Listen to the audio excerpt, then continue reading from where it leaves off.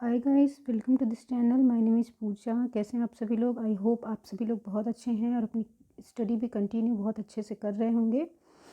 तो पिछले वीडियोस में मैंने आपको सेल के बारे में बताया था। सेल के बारे में हमने बहुत अच्छे से इंफॉर्मेशन गेन कर ली थी। उसके बाद हमने प्लाज्मा मेम्ब्रेन के बारे में पढ़ा था। फिर उसके पहले हमने प्रोटोप्लाज्म के बारे में पढ़ा था। Now we study about the metabolically active cell organelles. इसमें हम जितने भी ऑर्गेनेल सेल के अंदर पाए जाते हैं उसके बारे में पढ़ेंगे, जिसमें आपका पहला है लवक यानी कि प्लास्टिड।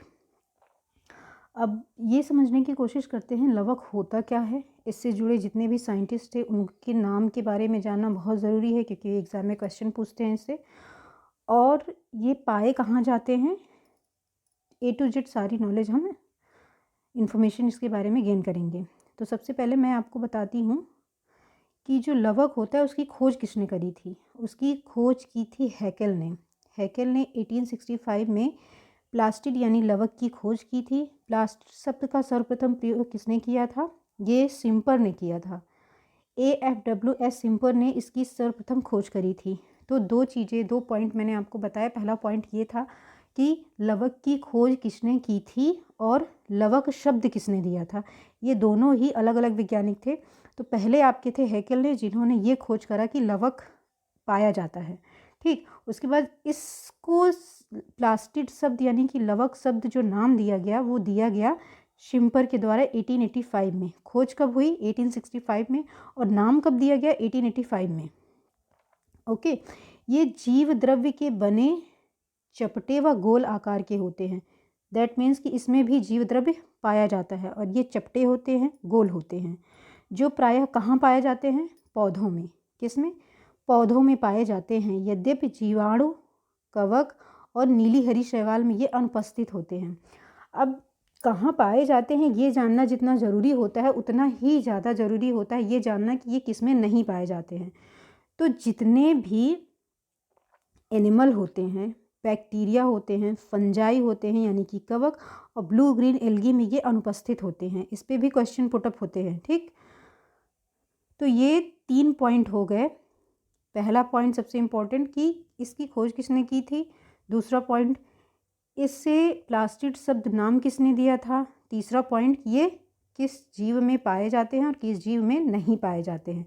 तो ये पाए जाते हैं पौधों में, और एनिमल्स, जीवाणु, फंजाई यानी कि कवक तथा नीली हरी शैवाल यानी कि ब्लू ग्रीन एल्गी में ये अनुपस्थित होते हैं। ये कुछ पॉइंट्स हैं जो आपको एकदम दिमाग में बिठा लेने हैं। तो कुछ पौधों में ये रंगीन होते हैं तथा कुछ में रंगहीन होते हैं, और ये कोशाद्रव्य में जगह जगह बिखरे रहते हैं। ये लगातार एक दूसरे में परिवर्तित होते रहते हैं, यानी कि कलर फॉर्म से कलरलेस फॉर्म में आ जाते हैं। इनका ट्रांसफॉर्मेशन होता रहता है। तो अब हम जानेंगे, आपने ये समझ लिया कि लवक जो है वो क्या होते हैं, किस में पाए जाते हैं, किस में नहीं पाए जाते हैं, इनका साइज कैसा होता है, शेप कैसा होता है। ठीक, अब हम ये जानेंगे कि लवकों का जो वर्गीकरण होता है वो कैसा होता है। तो रंग के आधार पर इन्हें 3 श्रेणियों में विभाजित किया गया है। पहला है आपका वर्णी लवक, उसके बाद है हरित लवक, फिर है आपका वर्णी लवक। अवर्णी का मतलब होता है जिसमें कलर नहीं होते हैं, यानी कि कलरलेस। हरित लवक की यानी कि ग्रीन प्लास्टिड होते हैं। और वो लवक जिनमें कई रंग पाए जाते हैं, फॉर एग्जांपल आप देखेंगे कि जो टमाटर होता है उसकी तरुण कोशिकाओं अंडाशय में अवर्णी लवक होते हैं। ठीक, कच्चे फल में हरिम कड़क यानी कि हरित लवक होते हैं, जो कि बाद में परिवर्तित यानी कि फल के पकने के बाद ये कैसे हो जाते हैं? रंगीन हो जाते हैं। इसमें लाल रंग के वर्णी लवक पाए जाते हैं, फिर बदल जाते हैं उसमें। तो ये देख रहे हैं आप इसका डायग्राम या फिगर। ठीक, तो ये देखिए, ये है आपका प्रोप्लास्टिड जो सबसे पहले बना था। अब क्योंकि इनका ट्रांसफॉर्मेशन होता रहता है अवर्णी लवक से वर्णी लवक में, दैट मीन्स ये आपको दिखाया गया है। ये विभिन्न प्रकार के लवकों के विकास के आपसी संबंध है। ये देख रहे हैं, ये क्रोमोप्लास्ट। क्रोमोप्लास्ट में कलरफुल हो जाता है। क्रोमो मतलब होता है कलर। ठीक, ये है आपका क्लोरोप्लास्ट यानी कि हरित लवक। इटियोप्लास्ट, एमाइलोप्लास्ट और इलायोप्लास्ट, ये तीनों जो है कि स्टोरेज का काम करते हैं। ठीक,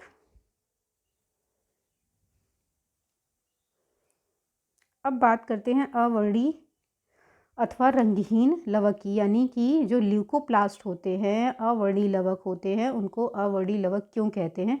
ये जो नाम डिसाइड किया गया, ये ल्यूकोप्लास्ट, ल्यूकोज मतलब होता है वाइट, प्लास्ट मतलब होता है लिविंग बीइंग या फॉर्म।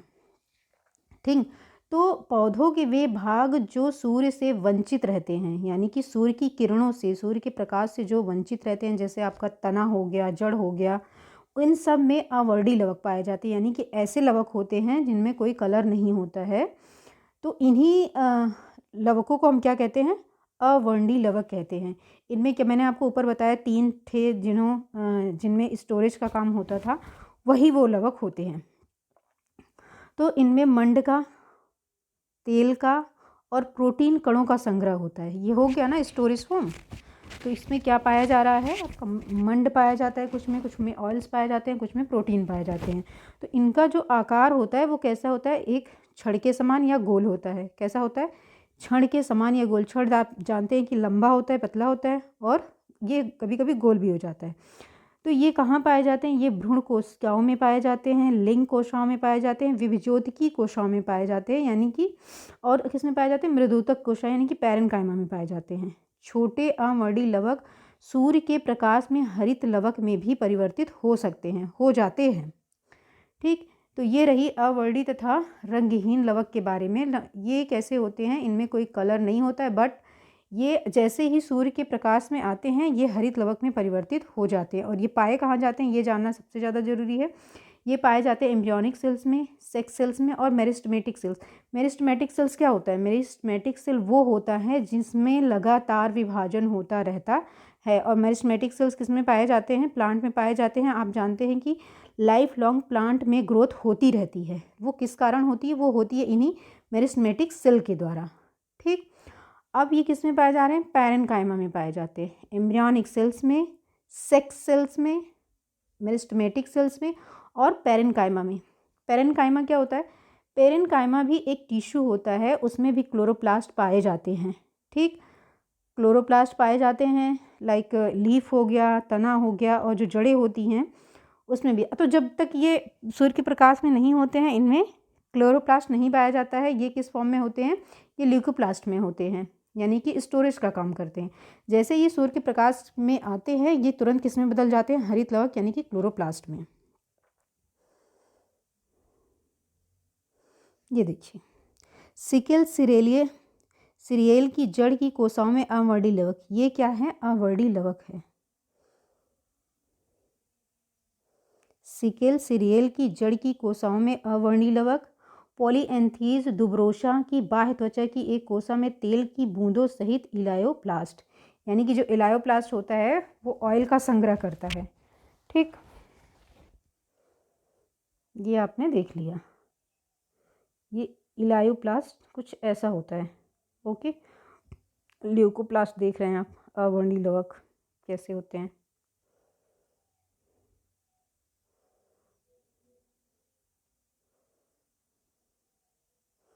अब बात करते हैं अवर्णी लवक के प्रकार के बारे में। मैंने आपको बताया था कि जो अवर्णी लवक यानी ल्यूकोप्लास्ट होते हैं वो किस चीज़ का काम करते हैं, वो काम करते हैं स्टोरेज का। यानी कि जहाँ पर प्रकाश की किरणें या सूर्य के किरणें नहीं पहुँच पाती हैं, वहाँ पे जो प्लास्ट होते हैं यानी कि लवक होते हैं, वो किसका संग्रह करते हैं, प्रोटीन का, वसा का और ऑयल ड्रॉपलेट्स का। तो सबसे पहले हम बात करते हैं एमाइलोप्लास्ट की। एमाइलो मीन्स क्या होता है, एमाइलो मीन्स होता है स्टार्च।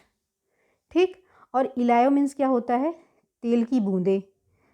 फिर आपका प्रोटीन, जो कि नाम ही इंडिकेट कर रहा है कि प्रोटीन का संग्रह इसमें होता है। तो ये बड़े आकार के होते हैं। एमाइलोप्लास्ट कैसे होते हैं, ये बड़े आकार के अवर्णी लवक हैं जिनमें मंड का संग्रह होता है। इन्हें मंड लवक या एमाइलोप्लास्ट कहते हैं। ये पाए किस में जाते हैं, ये बीजों जैसे कि चावल, गेहूं व मक्का के बीजों में, भूमिगत तनों तथा जड़ों जैसे कि आलू व शकरकंद में पाए जाते हैं। और इसमें क्या नहीं होती है, लैमेली नहीं होती है, और इनमें मंड का संग्रह होता है। दूसरा है आपका, ये गलती से यहाँ आ गया है बाय मिस्टेक, तो ये वसा नहीं, ये तेल की बूंदें होंगी। ये तिल की बूंदों का संग्रह करते हैं। ये वसा के भी फॉर्म में चेंज हो सकते हैं, क्योंकि मैंने आपको बताया कि ये लगातार एक दूसरे में चेंज होते रहते हैं। तो ये बीजों में पाए जाते हैं। ठीक, उसके बाद प्रोटीन का संग्रह, प्रोटीन प्लास्ट, इनमें प्रोटीन का संग्रह होता है, ये भी बीजों में ही पाए जाते हैं। अब हम बात करते हैं सेकंड की, यानी कि हरित लवक की, यानी कि वर्णील आपका जो क्लोरोप्लास्ट होता है उसकी। तो हरित लवक यानी हरिम कड़क क्लोरोप्लास्ट। तो क्लोरो मतलब होता है ग्रीन और प्लास्ट मतलब लिविंग बीइंग या फॉर्म्ड होता है। तो ये हरे रंग के लवक होते हैं। इनकी खोज किसने की थी? सिम्पर ने। मैंने आपको 2 साइंटिस्ट के नाम बताए थे, पहले थे आपके हैकेल और दूसरे थे सिम्पर। तो सिम्पर ने किस चीज़ का खोज किया था? उन्होंने क्लोरोप्लास्ट यानी कि इसको हरिम कणक का नाम दिया था, हरित लवक। ठीक, और हैकेल ने क्या किया था? हैकेल ने हरित लवक की खोज की थी। तो इनमें हरे रंग का वर्णक पाया जाता है, जो कि जिसको हम पर्णहरिम यानी क्लोरोफिल कहते हैं। क्लोरो मतलब होता है ग्रीन और फिल का मतलब होता है लीफ। तो एज अ नेम इंडिकेट ये किस में पाए जाते हैं? ये लीफ में पाए जाते हैं। और वो जो तने का वो एरिया होता है जो सूर्य के प्रकाश में होता है, जो ग्रीन कलर का होता है, उसमें भी क्लोरोप्लास्ट पाया जाता है। इसी कारण पत्तियां व पौधों के कुछ भाग हरे दिखलाई पड़ते हैं। क्यों? इसी क्लोरोफिल की प्रेजेंस की वजह से। हरित लवक के द्वारा ही पौधों में क्या होता है? प्रकाश संश्लेषण होता है। और प्रकाश संश्लेषण में क्या होता है? प्रकाश संश्लेषण में कार्बोहाइड्रेट का निर्माण होता है।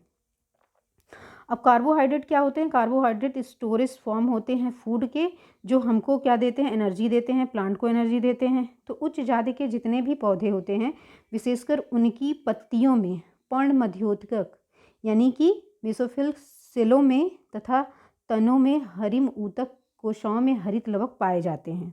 यानी कि जितने भी क्लोरेनकाइमा सेल्स होते हैं, टिश्यूज़ होते हैं, उसमें मेसोफिल होते हैं, उसमें क्या पाए जा रहे हैं? हरित लवक पाए जा रहे हैं।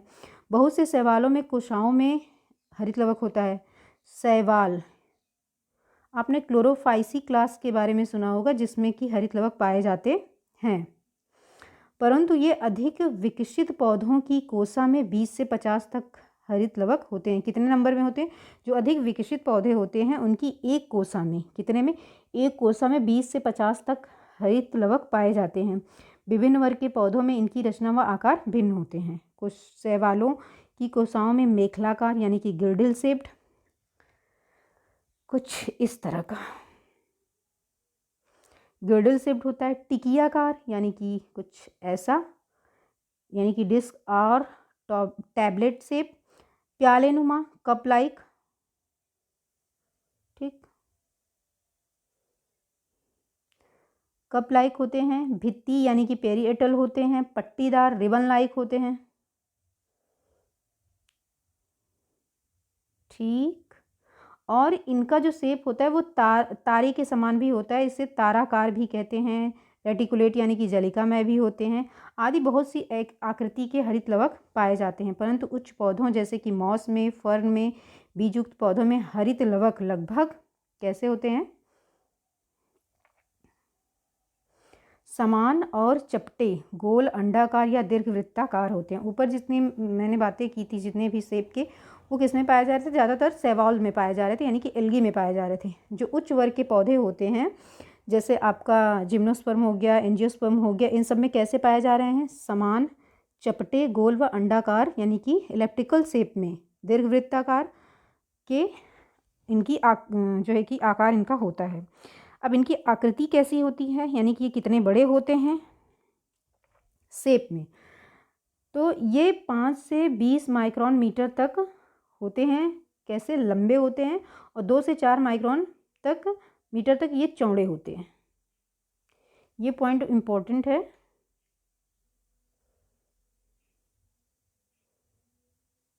ठीक, इनकी लंबाई कितनी होती है और चौड़ाई कितनी होती है? ये डिफरेंट शेप के आपके हो गए क्या? क्लोरोप्लास्ट। ये यूलोथ्रिक्स क्या होता है? एक जो है कि शैवाल होता है जिसमें हरित लवक पाया जा रहा है।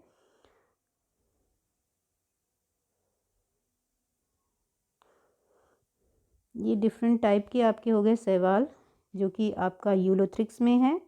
और ये है डॉपर्निलिया के दांतेदार मेखलाकार। आप देख रहे हैं, दांतेदार मेखलाकार। ठीक, प्लूरोसीमा में टिकियाकार देख सकते हैं आप। क्लेमाइडोमोनास में प्याले नुमा होता है। ठीक। प्लूरोकोकस में भित्ति यानी कि पेरिएटल। ये स्पायरोगायरा में आप देख रहे हैं कुंडलाकार यानी कि पट्टीय होता है, ये देख रहे हैं।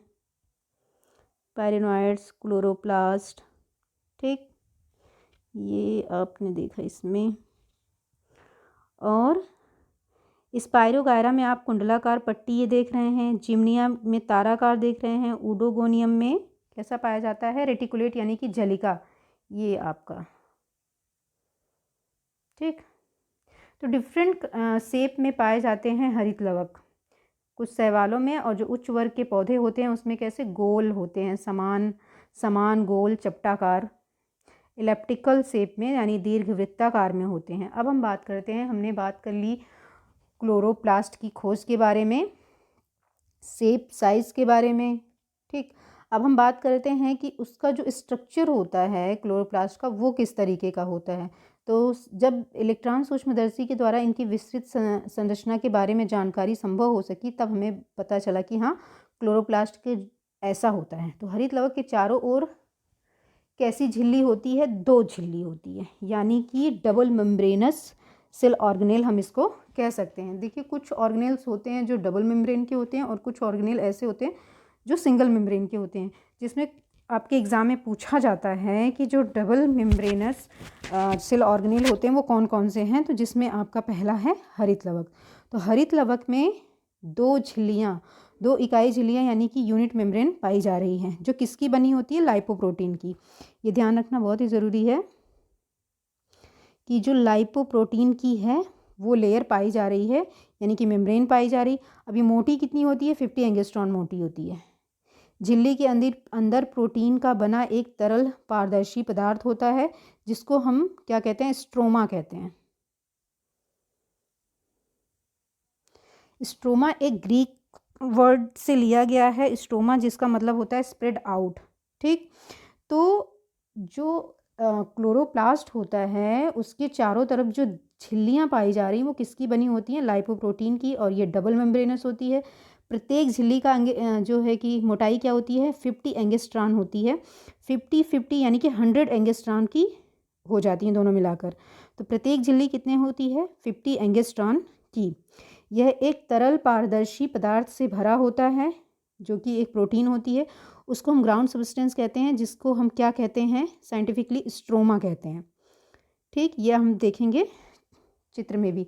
स्ट्रोमा के अंदर अनेक विकर यानी कि एंजाइम्स होते हैं, राइबोसोम्स होते हैं, कुछ ऑस्मियोफिलिक सूक्ष्म बूंदें ड्रॉपलेट्स भी पाई जा रही हैं। स्ट्रोमा के अंदर कलाएं यानी कि मेम्ब्रेन्स भी पाई जाती हैं, जो एक दूसरे के समानांतर हरित लवक की पूर्ण लंबाई में फैली होती हैं। समानांतर का मतलब ऐसे, समानांतर हरित लवक की पूरी लंबाई में, यानी कि मेम्ब्रेन स्ट्रोमा में भी पाया जा रहा है। ये कलाएं पट्टलिकाएं कहलाती हैं, यानी कि जो समानांतर हरित लवक की अंदर स्ट्रोमा के अंदर पाई जा रही हैं झिल्लियाँ, उसको क्या कहते हैं? कलाएं, पट्टलिकाएं कहते हैं, यानी कि लैमेली कहते हैं। ये कलाएं क्या कहलाती हैं? पट्टलिकाएं यानी कि लैमेली कहलाती हैं। प्रत्येक पट्टलिका 2 कलाओं से मिलकर बनती है। थोड़ी थोड़ी दूर पर ये गोल चपटी एकक कलाओं की बनाई 10 से 100 तक पट्टलिकाएं एक दूसरे के ऊपर सिक्कों के बने ढेर के समान दिखलाई देती हैं। ठीक, तो स्ट्रोमा के अंदर कई सारी जो मेम्ब्रेन पाए जा रहे थे, और ये मेम्ब्रेन कैसे होते हैं? ये पूरी लंबाई में, यानी कि पूर्ण लंबाई में फैले रहते हैं। इनको हम कहते क्या हैं? पट्टलिकाएं यानी कि लैमेली कहते हैं। ये पट्टलिकाएं 2 कलाओं से मिलकर बनी होती, किससे? 2, और ये थोड़ी थोड़ी दूर के अंतर पर गोल हो जाती हैं, चपटी हो जाती हैं, और 10 से 100 पट्टलिकाएं एक दूसरे के ऊपर, जैसे कॉइन एक दूसरे के ऊपर रखा रहता है, दिखलाई पड़ता है, ठीक उसी समान ये पट्टलिकाएं भी दिखाई पड़ती हैं जब एक दूसरे के ऊपर ये रखी होती हैं, पड़ी होती हैं एज इट इज़। तो चपटी एकक कला की बनी प्रत्येक गोल पट्टलिका को हम कहते क्या हैं? थैलेक्वाइड कहते हैं। थैलेक्वाइड, यानी कि स्ट्रोमा के अंदर जो मेम्ब्रेन पाए जा रहे थे, जो एक दूसरे के समानांतर पूर्ण लंबाई में पूरे क्लोरोप्लास्ट में फैले हुए थे, वो कहीं कहीं पर कुछ कुछ दूरी पे जाकर गोल हो जाती हैं, चपटी हो जाती हैं, और ये ऐसे लगता है कि जैसे बहुत सारे सिक्के एक दूसरे के ऊपर रखे हैं। ये पटलिकाएँ कितने नंबर में हो सकती हैं? जो गुच्छे में पाई जा रही हैं वो 10 से 100 तक हो सकती हैं, और इन गुच्छों को यानी कि हम कहते क्या हैं, पटलिकाओं के गुच्छों को थैलेक्वाइड कहते हैं। ठीक, थैलेक्वाइड जो है, थाइलैक एक ग्रीक वर्ड है जिसका मतलब होता है सैक, ऑइड का मतलब होता है लाइक यानी समान। थैलेक्वाइड के बने एक ढेर को हम कहते क्या हैं, ग्रैनम। यानी कि 10 से लेके 100 तक पटलिकाएँ जब एक दूसरे के ऊपर सिक्कों के बने ढेर के समान दिखलाई देती हैं, तो उस एक गुच्छे को हम क्या कह रहे थे, ग्रैनम कहते थे। तो विभिन्न ग्रैना दूसरी पटलिकाओं द्वारा हरित लवक की लंबाई में जुड़े रहते। मैंने कहा कुछ कुछ जगह पे, पहले तो ये समानांतर थे, फिर कुछ कुछ जगह पर थोड़ी दूर के अंतर पर ये गोल होकर चपटी हो जा रही थी, और एक के ऊपर एक के ऊपर एक ऐसे जो है 10 से लेके 100 तक रहती हैं, जिनको हम क्या कहते हैं, ग्रैनम कहते हैं। ठीक, अब ये ग्रैनम जो है एक दूसरे से अटैच्ड होते हैं, यानी कि जुड़े हुए होते हैं लंबाई में। ग्रैना को जोड़ने वाली इन पटलिकाओं को हम कहते क्या हैं, स्ट्रोमा लैमेलिफ्रेट्स, यानी कि स्ट्रोमा पटलिकाएँ। ठीक, ये पाया किस में जा रही है, ये पटलिका स्ट्रोमा में पाया जा रहा है, यानी कि जो ग्राउंड सब्सटेंस है क्लोरोप्लास्ट में उसमें पाया जा रहा है। दैट्स वाई हम इसको क्या कह रहे हैं, स्ट्रोमा पटलिकाएँ यानी कि स्ट्रोमा लैमेलिफ्रेट्स। ठीक, अब ग्रैना की संख्या व आकार विभिन्न पौधों में भिन्न भिन्न हो सकते हैं। ठीक, ये एक समान यानी सारे पौधों के सारे पार्ट्स में एक समान नहीं होते हैं। ज़रूरत के हिसाब से ये इनकी जो संख्या है वो बदलती रहती है, यानी कि अलग अलग पाए जाते हैं। तो प्राय एक हरित लवक में कितने ग्रैना हो सकते हैं, 40 से 60 तक के नंबर में हो सकते हैं। तो ग्रैना पटलिकाओं की जो कला होती है वो प्रोटीन और फॉस्फोलिपिड की बनी होती है। पहले हमने क्या देखा, हमने ये देखा कि जो हरित लवक के चारों तरफ झिल्ली पाई जा रही थी वो किसकी बनी थी, लाइपोप्रोटीन की बनी थी। अब हम जो ग्रैना के अंदर जो पटलिकाएँ पाई जा रही हैं वो किसकी बनी हुई हैं, ये बनी है प्रोटीन और फॉस्फोलिपिड की। इनमें बहुत से पर्णहरिम यानी कि क्लोरोफिल कैरोटीनॉइड्स पाए जाते हैं। ओके, हरी शैवाल में हरित लवक में ग्रैना नहीं होते हैं, यानी कि जो शैवाल हरे शैवाल होते हैं उनके हरित लवक में ग्रैना नहीं होते हैं। थैलेक्वाइड के भीतरी कला पर बहुत से सूक्ष्म दाने पाए जाते हैं, जिनको क्या कहते हैं, क्वांटोसोम कहते हैं। तो पार्क एवं पीन ने 1961 में तथा पार्क एवं विगिन्स ने 1964 में इनकी खोज की थी। कुछ समय पूर्व क्वांटोसोम को प्रकाश संश्लेषण की इकाई यानी फोटोसिंथेटिक यूनिट कहा जाता था। अब इस विचारधारा में विश्वास नहीं किया जाता। प्रत्येक क्वांटोसोम में 230 पर्णहरिम पाए जाते हैं। हरित लवक में स्ट्रोमा में मंडकण भी पाए जाते हैं, जो प्रकाश संश्लेषण की क्रिया के फलस्वरूप बनते हैं। मंडकण यानी कि स्टार्च। ठीक, तो प्रत्येक क्वांटोसोम में कितने पर्णहरिम होते हैं, ये होते हैं 230 तक। अब हमने जान लिया कि जो क्लोरोप्लास्ट होता है यानी कि हरिम कणक होता है, उसकी संरचना कैसी होती है। ये डबल मेम्ब्रेनस होते हैं, और उसके अंदर जो भी लिक्विड पदार्थ पाया जा रहा था यानी कि ग्राउंड सब्सटेंस, उसको हम क्या कह रहे थे, स्ट्रोमा कह रहे थे। स्ट्रोमा में भी मेम्ब्रेन पाए जा रहे थे जो पैरेलली अरेंज्ड थे, और कहीं कहीं पर ये चपटे होकर गोल हो जाते थे और कई नंबर्स में रहते थे, जिनको हम क्या कह रहे थे, गोल पटलिकाओं को हम क्या कह रहे थे, हम कह रहे थे थैलेक्वाइड। और ये जब कई नंबर में पाए जा रहे थे, उन नंबर के एक समूह को हम क्या कह रहे थे, ग्रैनम कह रहे थे। ठीक, अब ग्रैनम में भी क्या था, कई सारे ग्रैनम को जोड़ने वाली जो मेम्ब्रेन्स यानी कि कला होती थी, उसको हम क्या कह रहे थे, स्ट्रोमा पटलिकाएँ यानी कि स्ट्रोमा लैमेलिफ्रेट्स। अब जो हरित लवक होते हैं उनकी संख्या जो है अलग अलग पौधों में अलग अलग तक हो सकती थी। अब वो कितनी हो सकती थी, 40 से 60 तक की हो सकती थी। अब ये जो अंदर जो मेम्ब्रेन पाए जा रहे थे वो किसके बने होते हैं, ये बने होते हैं प्रोटीन तथा फॉस्फोलिपिड के, जिसमें क्या पाया जा रहा है, आपका पर्णहरिम तथा कैरोटीनॉइड्स। आगे चल के थैलेक्वाइड के जो भीतरी मेम्ब्रेन यानी कला होती है उस पर सूक्ष्म दाने पाए जा रहे थे, जिनको पहले कहा जा रहा था क्वांटोसोम। लेकिन बाद में पार्क एवं पीन तथा पार्क एवं विगिन्स ने इसकी खोज करी। उसके बाद इसको जो है कि कुछ लोग नई विचारधारा के अनुसार कहा जाने लगा कि ये प्रकाश संश्लेषण की इकाई पहले कहा जाता था, लेकिन इस विचारधारा में विश्वास नहीं किया गया और ये बताया गया कि प्रत्येक क्वांटोसोम में 230 पर्णहरिम अणु पाए जा रहे हैं और जो हरित लवक की स्ट्रोमा है उसमें मंड के कण भी पाए जा रहे हैं कि जो किसके फलस्वरूप बने हैं, प्रकाश संश्लेषण के। ये है आपका डिटेल फिगर, ये देख रहे हैं आपका, मैंने आपको बताया था कि ये क्लोरोप्लास्ट है। क्लोरोप्लास्ट में ही डिफरेंट मेम्ब्रेनस स्ट्रक्चर पाए जा रहे थे जो पैरेलली जो है कि अरेंज थे और ये गोल होके चपटे हो जा रहे थे, इन्हीं को हम कह रहे थे ग्रैनम। ठीक, बीच में जो ये लिक्विड पाया जा रहा था इसको हम कह रहे थे स्ट्रोमा। अब एक ग्रैनम की संरचना यहाँ पे दी है, ये देखिए गोल एवं चपटे। अब नीचे आपको दिखाया जा रहा है, नीचे वाले फिगर में फुली जो डायग्राम डिटेल में दिया गया है, ये है क्लोरोप्लास्ट का। देख रहे हैं इसमें 2 मेम्ब्रेन आपको दिख रही है। ठीक, यानी कि जो क्लोरोप्लास्ट होता है वो डबल मेम्ब्रेनस होता है। अब मैंने आपको बताया था कि इसके अंदर कुछ मेम्ब्रेन पाए जाते हैं जो पैरेलली अरेंज्ड होते हैं, तो ये देख रहे हैं पैरेलली अरेंज्ड हैं। अब इसकी कुछ मेम्ब्रेन जो है गोल होके चपटी हो जा रही हैं और तो क्या बना रही हैं, थैलेकॉइड बना रही हैं। इस पूरे समूह को हम क्या कहते हैं, ये है आपका 1 थैलेकॉइड देख रहे हैं और इसको पूरे को हम कहते हैं ग्रैनम।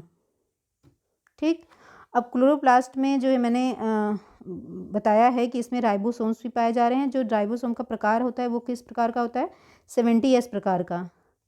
इसके अंदर जो पाई जा रही थी वो, इसको हम कह रहे थे, जो छोटी छोटी छोटी छोटी आपको दिखाई दे रहे हैं ये हैं आपके स्ट्रोमा। अब स्ट्रोमा में बहुत सारे ऐसे क्या होता है, जब प्रकाश संश्लेषण होता है उसके फलस्वरूप जो प्रोडक्ट बनते हैं उसको भी ये क्लोरोप्लास्ट स्टोर किए रहता है, तो उसको हम कहते हैं मंड, यानी कि स्टार्च ग्रेन, जो कि फोटोसिंथेटिक प्रोडक्ट है। क्लोरोप्लास्ट ये एक ऐसा सेल ऑर्गेनेल है जिसमें क्या पाया जा रहा है, डीएनए। ये फुली डेवलप्ड डीएनए नहीं होता है, पार्शियली डेवलप्ड डीएनए होता है। और अग्रैनम देख लीजिए, thylakoids stacked together to form a granum containing photosynthetic pigment. Osmiophilic droplet भी आप देख रहे हैं। आपको आउटर और इनर मेम्ब्रेन भी दिखाया गया है कि जो कि डबल मेम्ब्रेन लेयर्ड होता है। राइबोसोम्स हो गया, स्ट्रोमा हो गया। अब आई थिंक आपको क्लोरोप्लास्ट का जो डायग्राम होता है बहुत अच्छे से समझ आ गया होगा और क्या क्या चीज़ें इसमें पाई जा रही हैं ये भी पता चल गया होगा। जो चीज़ें पाई जा रही हैं वो करती क्या हैं, यानी कि फोटोसिंथेसिस करती हैं, ये भी समझ में आ गया होगा। अब देखिए, जो क्लोरोफिल होता है उसके प्रत्येक अणु में जल स्नेही हाइड्रोफिलिक शीर्ष होते हैं जो पायरोल के 4 चक्राकारों का बना होता है। इनके मध्य में एक परमाणु होता है। यह कैसा होता है, ये जल रोधी होता है जिसको फाइटोल श्रृंखला से जुड़ा रहता है। ठीक, जो पूंछ होती है ये जल रोधी होती है। हरित लवक में राइबोसोम्स पाए जाते हैं, आरएनए तथा डीएनए भी पाए जाते हैं। हरित लवक में द्विसूत्री वलयाकार यानी डबल स्टैंडर्ड डीएनए जो कि सर्कुलर होता है ये पाया जाता है। राइबोसोम 70S प्रकार का होता है। ठीक, इनकी जो संरचना होती है वो किससे मिलती जुलती है, जीवाणु से मिलती जुलती है। क्यों, क्योंकि 70S राइबोसोम पाया जा रहा है और डबल स्टैंडर्ड सर्कुलर डीएनए पाया जा रहा है। तो हरित लवक में डीएनए, आरएनए तथा राइबोसोम्स की उपस्थिति यह इंगित करती है कि यह अर्धरूप में स्वशासित यानी कि सेमी ऑटोनॉमस कोशिकांग होता है, क्योंकि इसमें स्वजनन की शक्ति जीवित कोशा के समान ही होती है, परंतु ये कोशा के अंदर रहकर ही जनन करते हैं। अतः पर्णहरिम को हम क्या कहते हैं, सेल विद इन सेल, यानी कि कोशा के अंदर की कोशा। ये पॉइंट बहुत ही ज़्यादा जरूरी है।